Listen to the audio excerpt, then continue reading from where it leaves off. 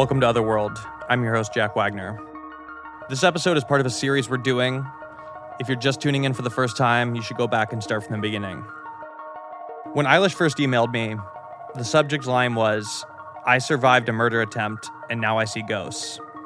In this episode, we're finally going to be talking about that, the seeing ghosts part. This is a paranormal show after all. But this story is so big and intense that I think sometimes the paranormal aspects end up getting swept away in all of the chaos taking place in the physical world. And I think that happens a lot, actually.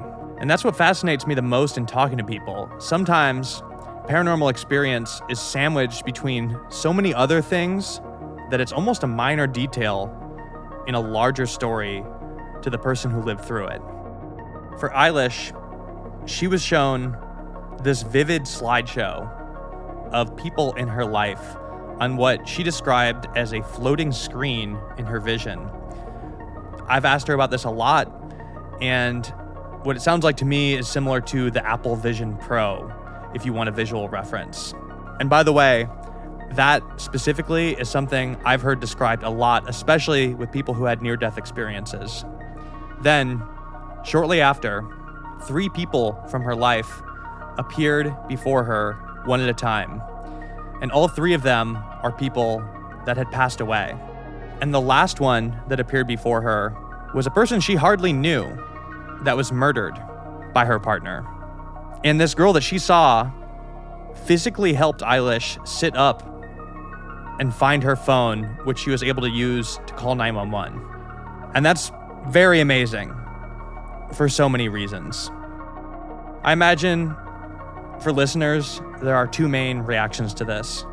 There are people who just fully believe it, and then there are the skeptical people who are probably sitting there thinking to themselves something along the lines of, that's a really wild story, and I'm sure it was really helpful to her, but her brain was probably randomly firing off, or she was hallucinating, or maybe she died, or it was her subconscious. It was probably something like that. And let me lightly push back on that line of thinking really quick. That's just basically using scientific sounding words to completely speculate. Just making stuff up, essentially. Brain randomly firing or subconscious showing her stuff is not a medical diagnosis. In fact, that doesn't even mean anything. We don't even understand human consciousness, let alone the subconsciousness. So even if it was her subconscious showing her things, what does that mean? This is not something that commonly happens to people, and as of now, cannot be replicated. People ask me all the time if I've started to believe more in the paranormal since starting the show. Honestly, the answer is no. But what I have noticed is how nonsensical some of the explanations people use to write this stuff off is. And I've also noticed that we know a lot less about our world and how it works than most people believe we do. And if her brain was randomly firing, as some would say, these are not the first 3 people she would probably be thinking of in her final moments. In fact, one was a girl from her middle school in Texas that she barely knew. I'd say it would also be an interesting coincidence that her brain randomly showed her 3 people who were all dead. I think if her brain was just showing her things in these final moments, she would probably be thinking of her direct family or her closest friends, or even her roommate that she lived with, the person that she was trying to get a hold of desperately on the phone. If she was hallucinating, I imagine the hallucination would be something like that. This, on the other hand, was very random. Very random. And when she saw these people, her first thought was complete confusion. Why is Grandma Jeannie here? That really sticks out to me, and I just want to drive that home in case it wasn't clear enough in the episodes. Listen, we know so little about human consciousness, and I really do dream of one day having answers to things like this. But as of right now, we do not.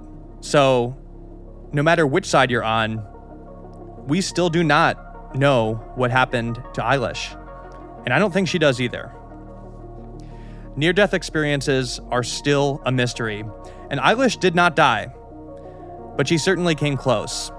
And I think she would know if she did. She's seen a lot of doctors since then.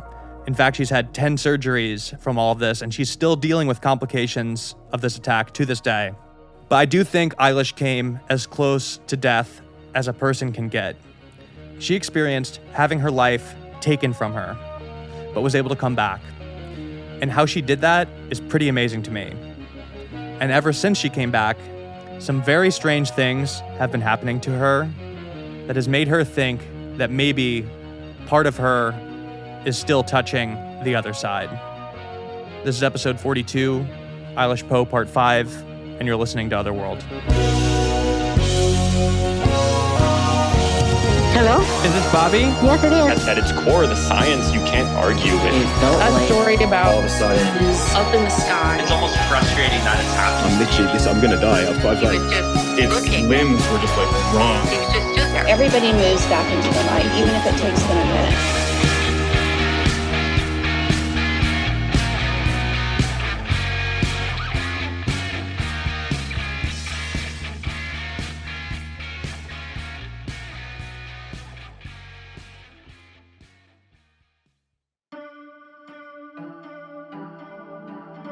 I think before everything happened, I was always open to the idea of something paranormal, something else out there after death. But I think after almost dying and like the way that I almost died, I think that I'm even more open to it now. And for me, I don't necessarily have all of the words. I think I have definitely don't have everything figured out. But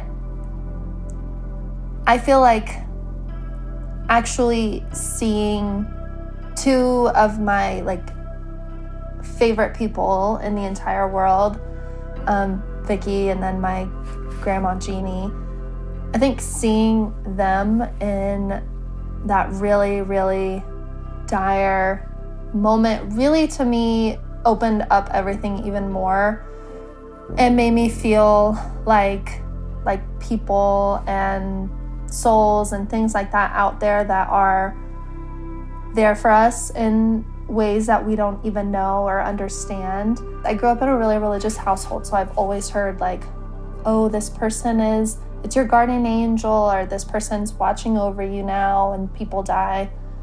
But I had never, ever felt that before. Even with my Jeannie dying in 2014, I had never felt like she was there until I was dying, and then I felt like, oh shit, she is actually here.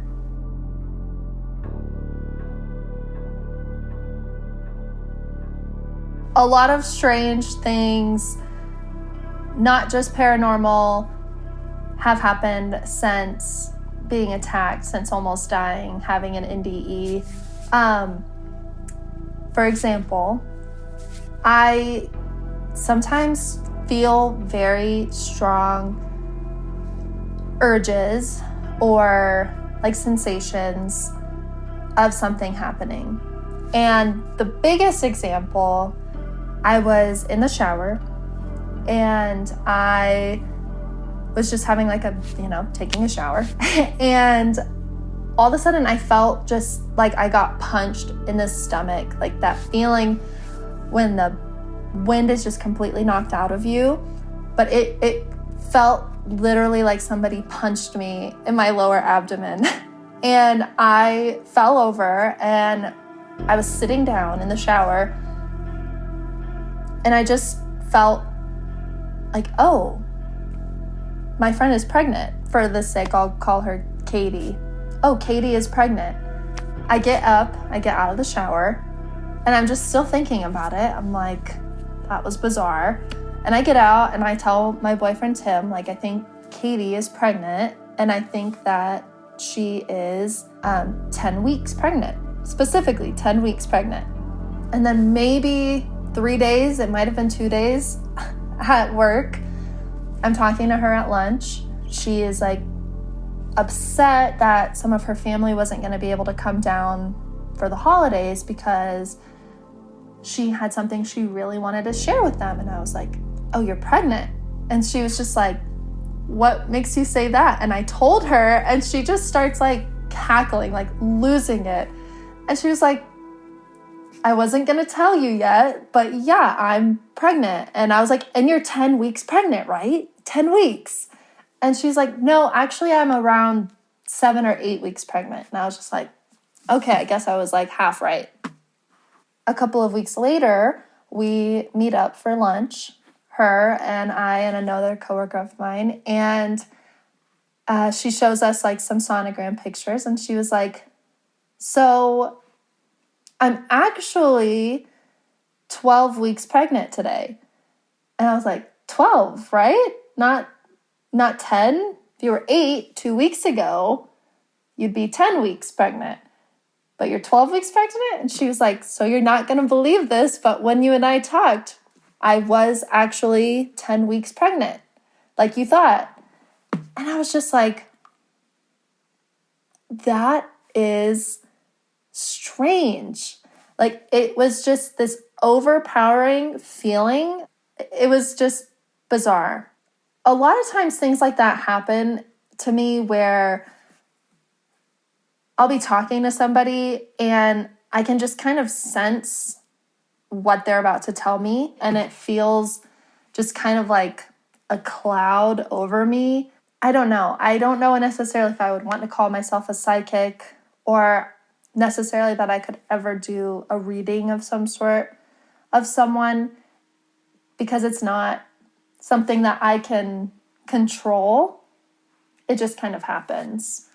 Like if I walk into like an antique store, I can feel like the energy of an object. Sometimes it feels very dark and disturbing and extremely uncomfortable. Like there have been times where I have almost thrown up in an antique store or a thrift store when I'm near something because it is just so disturbing and uncomfortable to the point where I've almost thrown up. And then there's some items where I'll go near it and it's the opposite. It like feels very nostalgic or feels like a sense of relief washes over me. And that's been happening since everything happened, since almost dying. But going into a store and literally feeling like a darkness about an item, that's new. But in the months following me getting released from the hospital, post-attack, things like that, probably around, I would say 3 to 4 months, give or take, after, I started seeing these shadowy figures. They used to only be in the corner of my eye. I've read a lot about that online. A lot of people say they see things in the corner of their eye. I've even had a student tell me that before, that she sees that. Then it kind of started escalating to seeing them in front of me, as clear as could be, but also not clear because it was like a staticky type person, figure, always in the shape of a human. And it was like this black and gray, staticky, like fuzzy looking figure. And I've seen them, probably between 50 and 100 times, I would say. Yeah, like a lot. And it's not an every single day thing. I actually haven't seen one in a month or two. They never approach me except for one specific time. They're just at a distance. And then the second I start to walk towards it or acknowledge it at all, it is just gone within, as if it were not there. One time I was in my school parking lot and I had left for the day and then had to come back because I forgot something at school. And so I exit the building and I'm walking to my car, and then just like behind my car, like near my trunk, I just saw like the shadow figure of a person just standing there behind my trunk. And then I kind of just like looked at it, puzzled for a minute, and like unlocked my car. And then when I looked back, the shadow figure was gone. But it was there for a long enough time to where I saw it, recognized that the same like staticky figure was there. And then I just didn't make eye contact for a couple of seconds to unlock my car. And then when I looked back, it was gone. There have been several instances where I have people with me and I see them. I've been with my boyfriend and we've been like in the grocery store parking lot and we're walking to the car and I'm just like, I just saw a shadow person and now it's gone. And every single time he's like, what the fuck? Like, how did I not see it? And nobody around me seems to notice anything different. I always bring it up because most of the time it is kind of startling to see. And I think that I wear my heart on my sleeve so much that people can notice the change in my demeanor. I've seen them in my work, like at school, pretty much anywhere that you could think of. I've probably seen them there. I've even spoken with my therapist about it a little bit. I told her, like, I've never talked to them, tried to talk to them. And she actually encouraged me to talk to them and try to say something. And so I've only since talking to her about that once, I've tried to say something. I just said hello. And then again, it was gone. It was like any sort of acknowledgement disappear. Like they did not want to be seen. We actually did an exercise, and my therapist and I, and she had me relive a scene where I'd seen one of these shadow figures, and it was probably the most prominent shadow figure, that's what I call it, shadow person experience that I had, where I'm sitting in my car. I had just left a coffee shop in the downtown area where I live, and I get in my car, I'm just sitting there, I hadn't even turned the car on, and I just hear 3 loud knocks on the window. Clear as day, loud knocks on the window. And of course I freaked out, I'm alone, and nobody's there. And then when I look over, next to me is like a shadow figure in my car. That had never happened before. They have always been at a very safe distance, at least probably 6 feet away. But then it's in my car. I freak out and I just open the door. And when I opened the door, it was gone. And later that day, I actually saw my therapist the same day. And I told her about it. Like, I felt just so strange, so freaked out by that entire experience.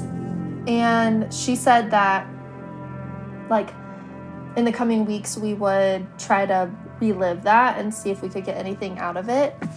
And so probably like 3 weeks later, because she did not want to do it same day, she wanted some time to settle in. And probably 3 weeks or so later, we went over it. And when I was telling her about it, eyes closed, everything, I just could see, instead of a shadow figure next to me, I saw like a middle-aged woman with like black hair, and I had never seen this person before. Straight black hair, probably just past her collarbone in length, dark brown eyes, and she was just staring at me and then smiling at me, and then she was gone. And that's all I could get from the situation with my therapist. So it was almost like I was seeing all of these shadow figures at a really far distance, and then they would get closer, like 6 feet or so away, and then so close that they're in my car, actually seeing them, and then now it's like hardly an issue. When you saw it in real life versus reliving it in the therapist's office, was the scene exactly the same, or were there any differences?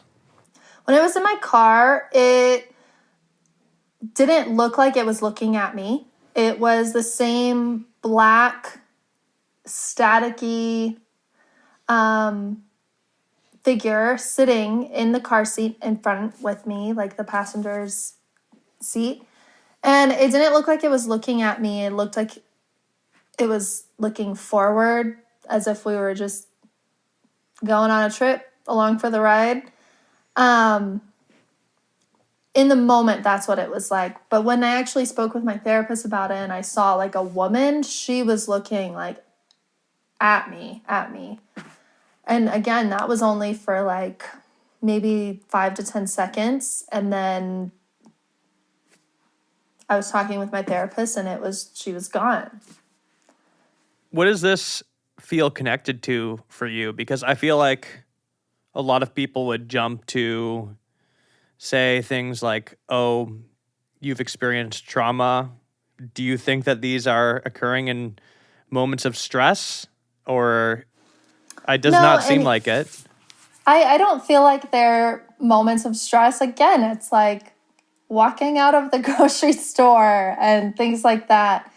So I really don't think that, I know I have like obviously PTSD and things like that. I think it has more so to do with having a near-death experience and having been like literally tasting death, being right there, to the point of like seeing loved ones and things like we've talked about. But I think it has more so to do with that. I've even read, I've done a lot of reading and stuff, but a lot of people with near-death experiences have had paranormal encounters of various sorts.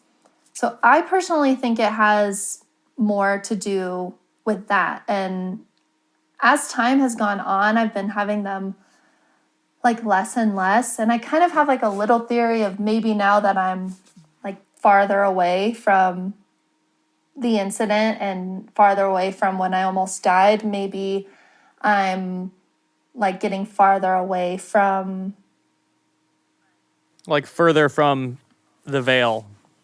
Yeah, exactly. Like I think because I don't know if crossed over is the right thing to say because I don't really know. But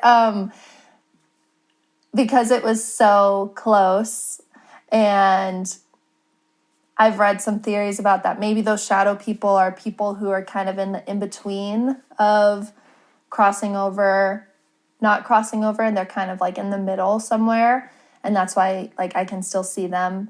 Maybe now that I am farther away from myself crossing over, maybe it has something to do with that. But I truly believe that it's something to do with the near-death experience because I had never had anything like that at all until almost dying. I think before everything, I really wasn't sure, like, if there was an afterlife or anything of that nature at all. I mean, I was taught, like, there was a heaven and a hell and stuff like that growing up, but I wasn't, like, fully sold on it kind of thing. I don't know. I wasn't ever sure. I definitely feel like now that there is something, somewhere, a place, I don't know. I feel like I have evidence that something happened. And I don't know if it's like the different types of like heaven or reincarnation or anything. Like, I don't know. I have no opinion on that, but I really do think that something happens. I'm just not sure what.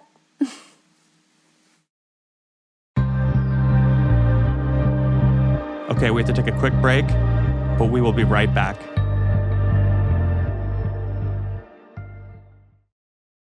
This episode is sponsored by BetterHelp. Sometimes life can throw things at you that are hard to process. If you listen to the show, I'm sure you know that's true. Whether you witness something beyond human comprehension, or you're going through a rough patch, or just have something you need to talk about and not the right person to talk about it with, a licensed therapist can help. Lots of people go through difficult times and put off getting therapy for a number of reasons. They think they don't need it, they're too self-conscious, they don't know where to start, they procrastinate, or they've tried and they can't find a therapist. If you've been thinking about starting, give BetterHelp a try. It's entirely online and super easy to start. You just fill out a questionnaire to get matched with a licensed therapist, and you can switch therapists at any time for no additional charge. There's a lot of people out there who know deep down therapy would probably help them, but are too stubborn to start. This is a great way to rip the Band-Aid off and finally do it. Let therapy be your map with BetterHelp. Visit betterhelp.com/otherworld to get 10% off your first month. That's BetterHelp, HELP.com/otherworld. Everyone has an iconic New York theater experience they're dying to cross off their bucket list. And the easiest way to do that is through TodayTix. TodayTix is a better way to experience culture, with tickets to the best entertainment New York City has to offer, including Broadway tickets up to 40% off. Forget the long standby lines and braving Midtown just to enter a lottery. With TodayTix, you book your tickets right from your phone. No travel or waiting required. Book your show in advance, or even day of if you're feeling spontaneous. TodayTix also gives you access to limited-time offers, lotteries to sold-out shows, and discounted same-day tickets in cities around the world. From musicals to museums, you can find tickets for everyone, and TodayTix is here to make it easy and affordable. Visit todaytix.com/Odyssey or download the TodayTix app and get $20 off your first purchase with code Odyssey. That's promo code Odyssey for an additional $20 off your purchase on the app or at todaytix.com/Odyssey. One thing that I've learned is that when people have no idea what to say to you, they're going to throw around cliches constantly. What doesn't kill you makes you stronger. Everything happens for a reason and stuff like that. I think when people don't know what to say, they say things like that sometimes make it worse. Yeah, there's been a lot of times where I just sometimes don't know at all what to say. Do you think he's in heaven? Do you think he still got into heaven? Do you think he's in hell? Do you think he knows you're alive today? Do you think that he actually knew that you were alive when he left? Do you think he heard you? Like, there's a lot of, people have a lot of questions. A lot of questions. I never know what to say to those. I'm like, I don't know. If he did hear me, I'm glad he didn't come back up.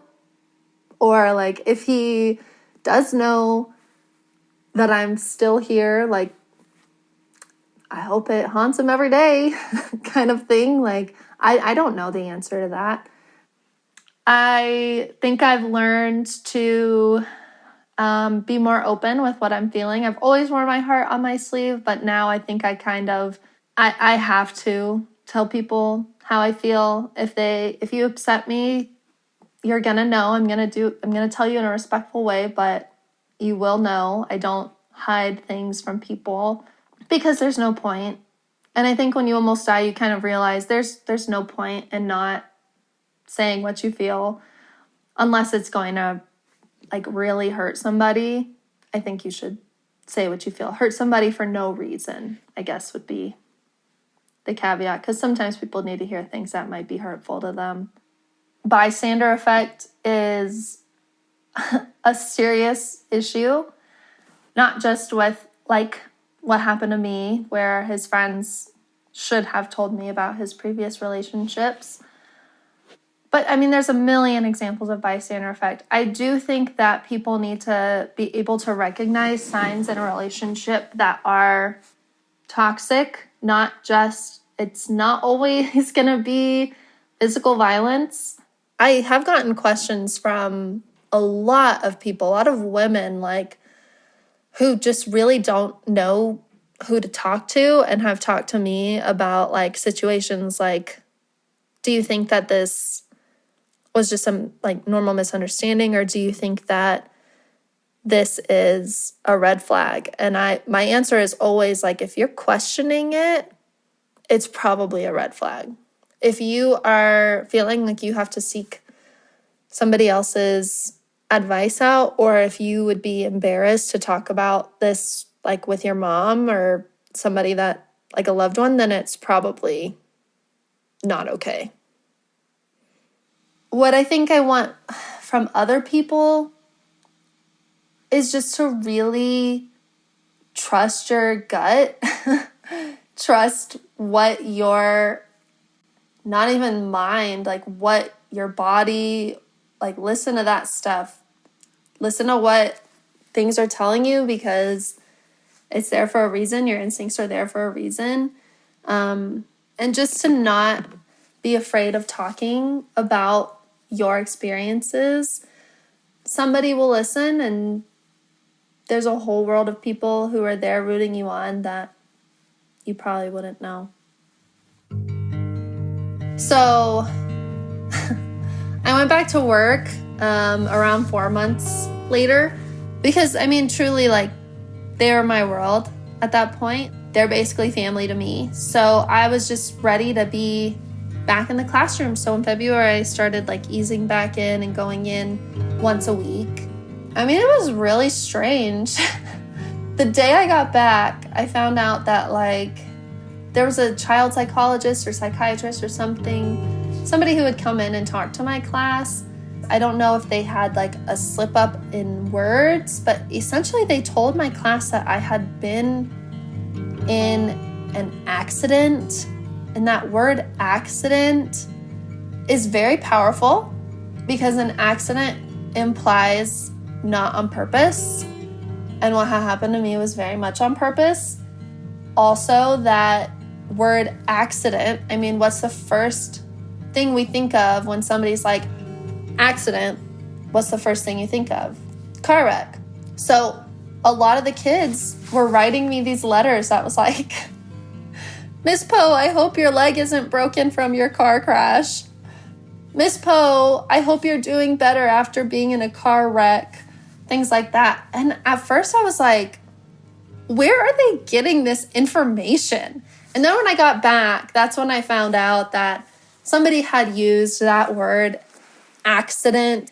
And basically, with, like, the parents' permission, I had a conversation with them and I answered a lot of questions. So many of them already knew, like, all of the details, like, way too many details, to the point where I didn't have to explain.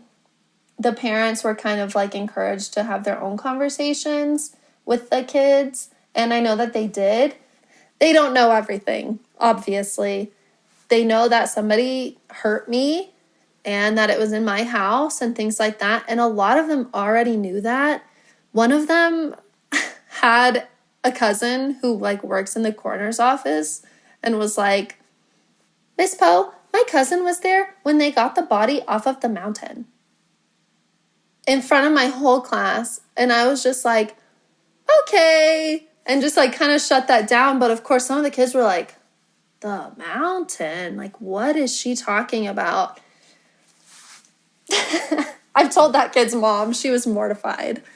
And then I ended up looping, which is when you move up a grade and stay with, like, the same kids. So I ended up moving to 4th grade and having most of the kids in my class again, which was great, which was amazing, because I didn't get that time with them. I mean, that's just, like, kind of a taste of how my life, like, has not and probably will not ever return to quote unquote normalcy again. Like, I think right now it's at its most normal, even though I had a surgery 2 months ago and I'm doing a paranormal podcast. I think it's at its most normal that it's been in a really long time. And I think that's pretty much as normal as it's gonna get. If you ever hear that thunder, put your eye to the sky, boy, and wonder. Maybe there's a kingdom above the weather. Oh, and whether you're gonna get on in is up to him. All right. I want to thank Eilish Poe one more time for telling her story and letting me tell it. This is the first time I've done anything close to this scale, and I'm so grateful she gave me the chance. Eilish has had 10 surgeries and counting since the attack, and she still deals with all sorts of complications from it. Her coworker set up a GoFundMe, and I'm going to put a link to it in the description of this episode if anyone would like to chip in. I know I didn't get into the details too much, but there's an update in Alyssa's case. The ex-boyfriend that murdered her was recently sentenced in Texas. He'll be serving 43 years in federal prison. He was originally facing up to 2 life sentences, but took a plea deal. The police also just discovered that his fiancée was involved in the planning of this, and she was recently arrested and charged as well. It's estimated that 1 in 3 women worldwide will experience physical or sexual violence in their lifetime. Gender-based violence is one of the biggest human rights violations in the entire world. I want to throw in, at the end of this episode, the number for the National Domestic Abuse Hotline. If you or anyone you know ever needs it, that number is 1-800-799-SAFE. 1-800-799-7233. If you or a loved one are experiencing domestic violence and need assistance, you can use that number, call them, and they'll help you find resources in your area. This was episode 42, Eilish Poe Part 5, and you've been listening to Otherworld. Think of mother, I am a rock.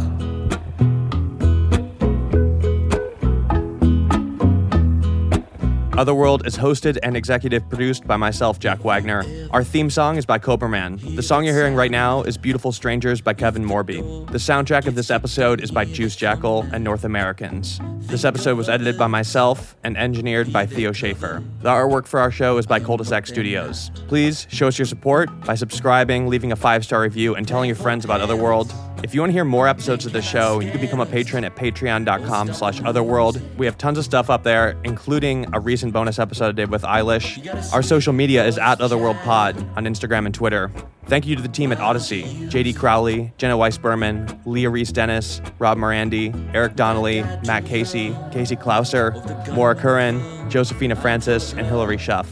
Follow and listen to Otherworld now for free on the Odyssey app or wherever you get your podcasts. And finally, if you or somebody you know has experienced something paranormal, supernatural, or unexplained, you could send us your story at stories@otherworldpod.com.